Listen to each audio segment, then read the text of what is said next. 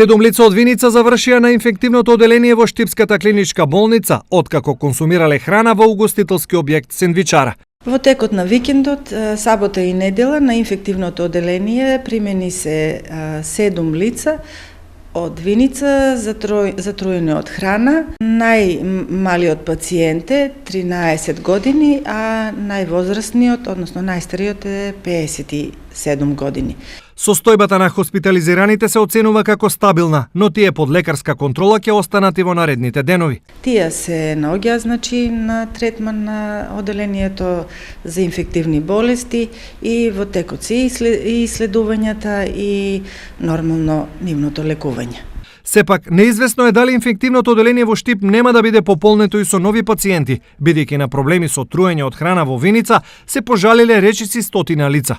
Сите тие се муштерии на истата Сендвичара, која во саботата само на една фирма испорачала 115 сендвичи за вработените. Инаку, нашите информации говорат дека викендов истата Сендвичара продала над 200 сендвичи. Во меѓувреме, санитарни инспектори направиле контрола, зеле мостри и утре ќе се знаат причините за труењето на виничани.